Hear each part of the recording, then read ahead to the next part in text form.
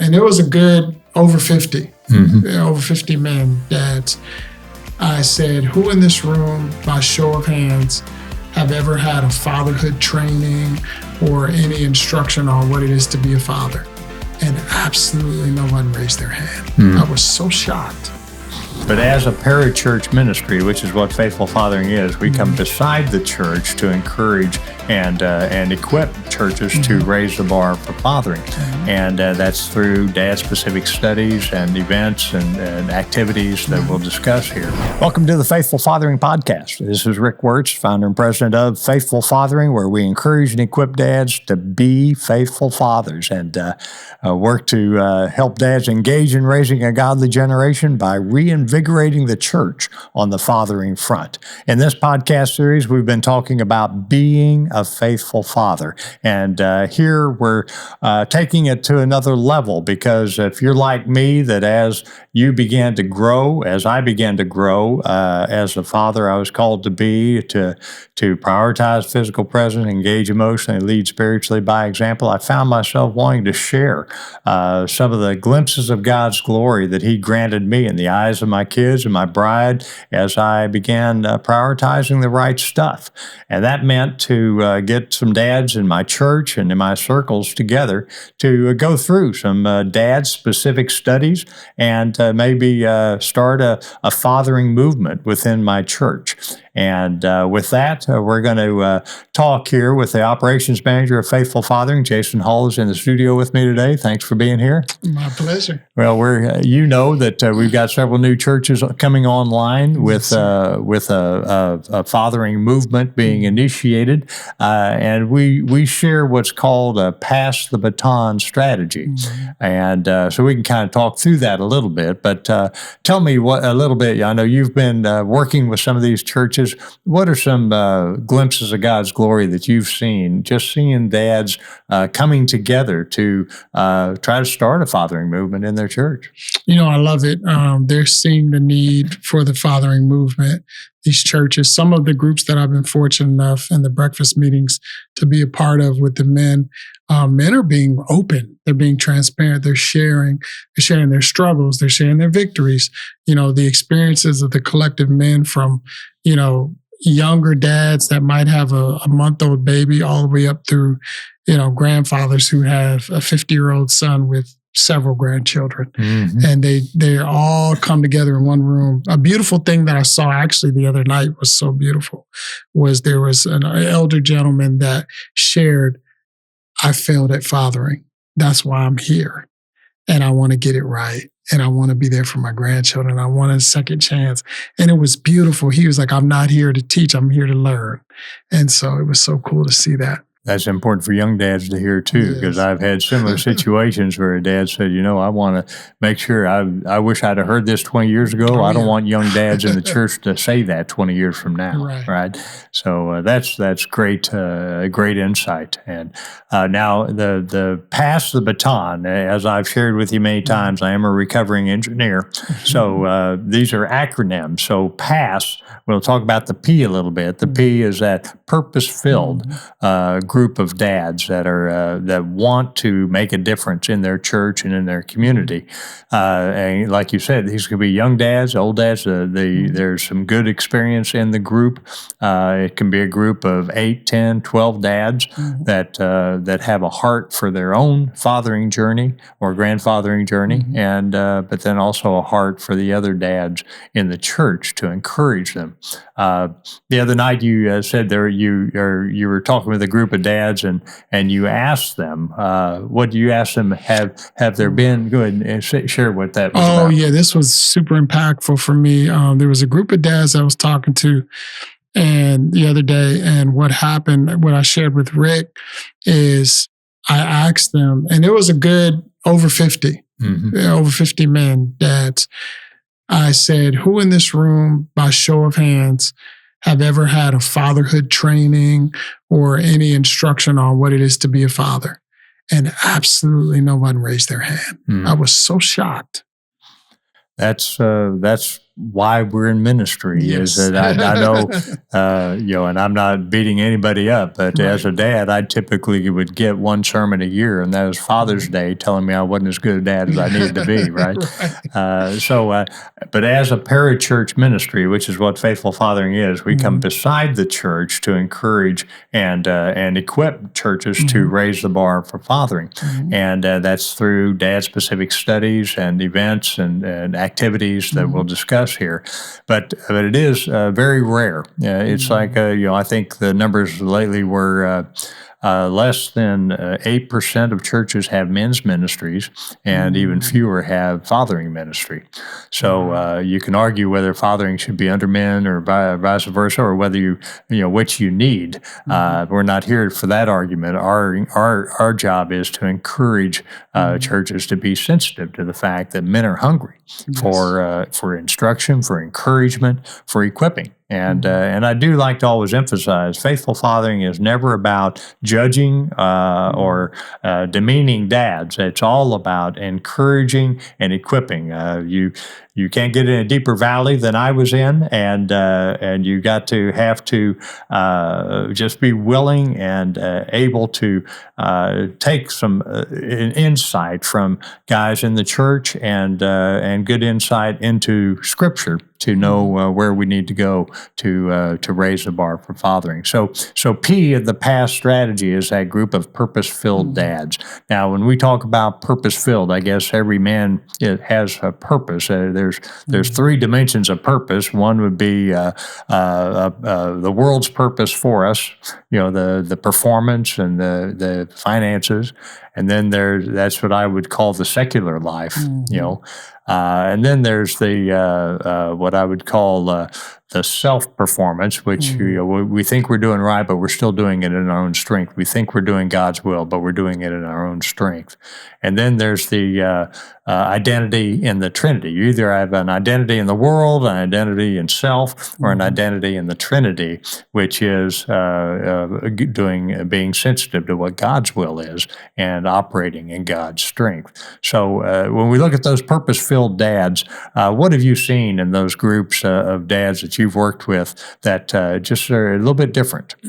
Yeah, I love the openness and transparency of the dads. They're hungry to know. There's not a lot of, as we know, not of information out there, but they actually desire the community. They want to know what to do. They want to know how to be.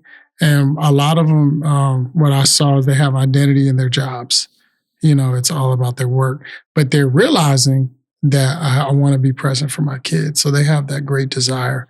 So I think when we talked about in the first episode being physically present, being there physically was a major breakthrough for a lot of guys that I sit with.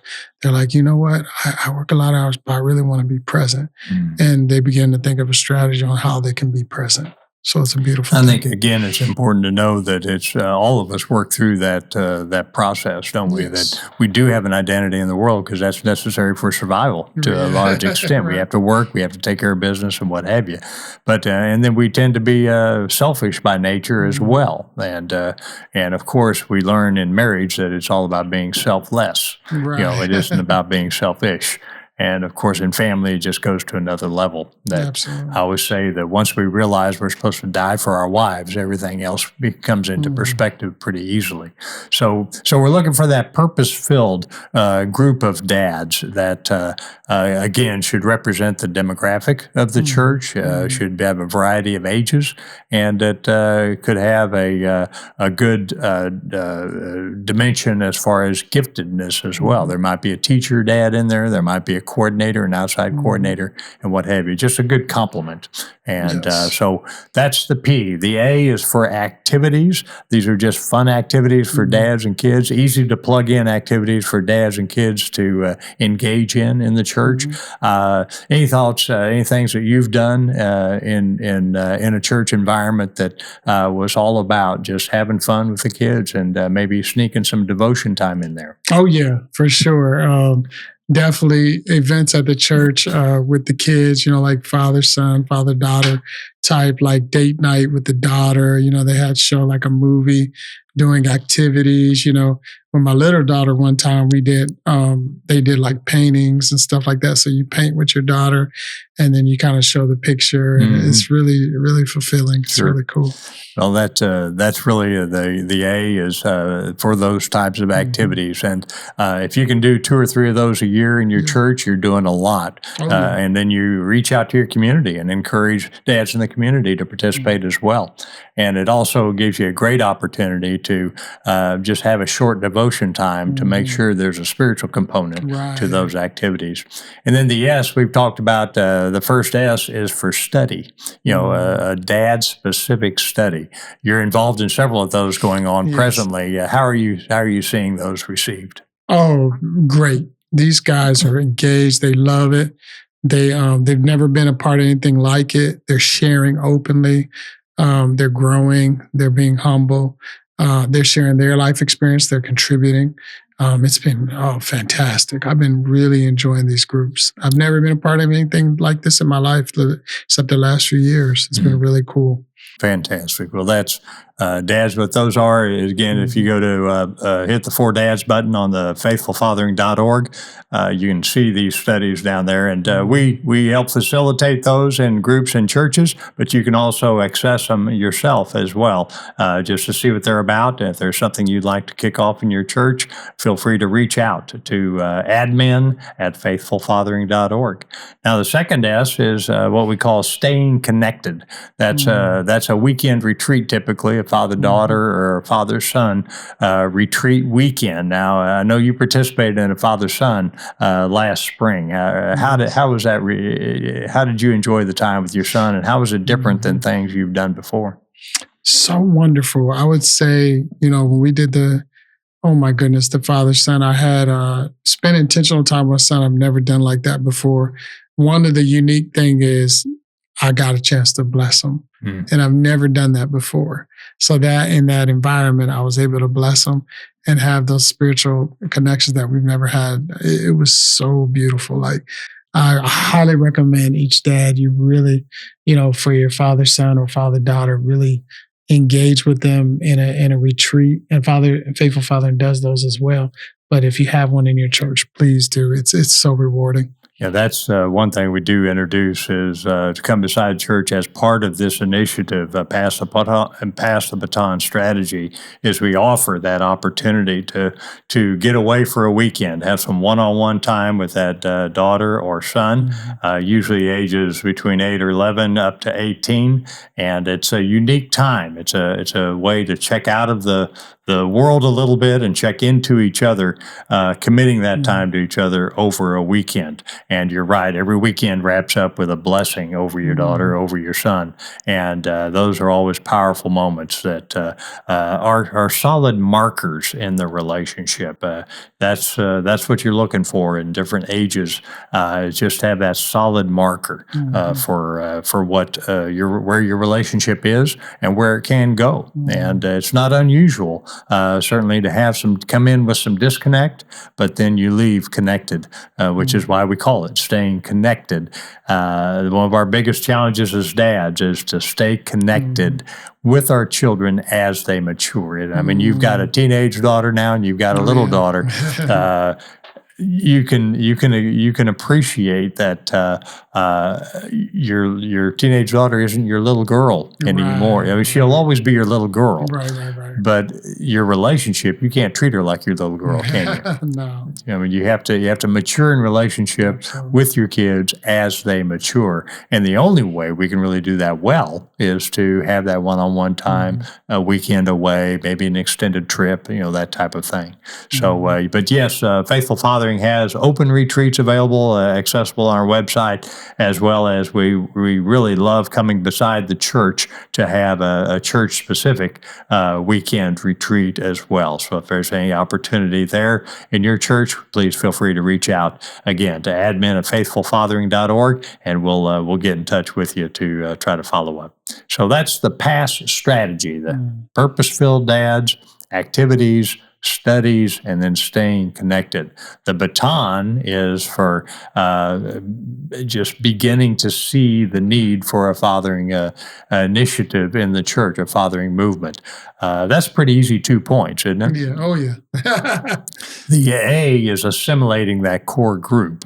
That's not so easy. Sometimes that's tough. But the way we do that as a ministry is to offer a breakfast or a gathering that may be going on that we can come in and speak of. You just did that the other day for the church, right? It was a Sunday morning gathering and a breakfast that you spoke to a number of men to kind of plant the seed for what could be happening in their church. The T is transitioning into the strategy. That's beginning to have that first event, what that looks like. That's what the core group determines. And by the core group, I refer to as that group of purpose-filled dads that we're talking about. And then the O is the ongoing management. We have several churches that have been going for a number of years. And so when they're ongoing, that means they're doing 2 or 3 fun events, fun activities for dads and kids. They're doing a study a year, and they're doing a retreat a year. Many churches are alternating. They'll do a father-daughter one year and a father-son the next year, so they'll alternate them. And so that's pretty dynamic. And then the N is for next steps. If we have the light bright in our church now, certainly some of the activities we're pulling people in from the community, but what else can we do? Can we reach out to other churches in our denomination? Can we reach out to the community more effectively? Can we take on some service projects as fathers and sons or fathers and daughters? I have one church that every summer they go up and participate in serving a lunch at Camp Hope. That's such a powerful statement to help your children understand that service is a component of the walk as a Christian. Right. But that's kind of a synopsis of pass the baton. What have you seen, and what's some feedback you've heard from dads over the last year or two that have been involved in these groups? Have you heard? Is there anything in particular that jumps out at you? Yes, it changes the way they think about fatherhood, and it gives them an understanding. What I've heard is a lot of them say now they're equipped. And so they put those things into practice. I heard one guy say, one of the groups, he said, man, I on one of the studies, the dad studies, Rick challenged us to hug our bride for at least 10 seconds, right? So we can really embrace. And I heard a gentleman say, I did it. I hugged my bride and I just felt this connection. It was a powerful thing. So I heard one guy say, hey, I took my daughter for the first time to a ball game or a recital. People are engaging like never before. These dads are really taking the steps towards being there. And then even guys like, oh yeah, we got the study at the church now. We got groups of guys getting together and talking about fatherhood and really opening up and being emotional. It's changing their lives. Fantastic. Well, the best part has always been the brides come up as well and say, really am impressed with how my husband is engaging and with an intentionality. Maybe that's the word we need to emphasize, is that an intentionality piece. Well, dads, that's what it is. It's about being intentional in your efforts. We've talked about being a faithful father, the dad that prioritizes physical presence, is engaged emotionally, and leads spiritually by example. And here we've just talked about taking that to a new level, to start a fathering movement in your church by pulling some dads together, inviting us in to come share some of the stories and some history, and to empower you to get that movement going in your church. So just keep on keeping on, keep focusing on the right stuff, prioritizing, engaging, and leading as the man, the husband, and father you're called to be, the man the next generation needs to see. God bless. Godspeed.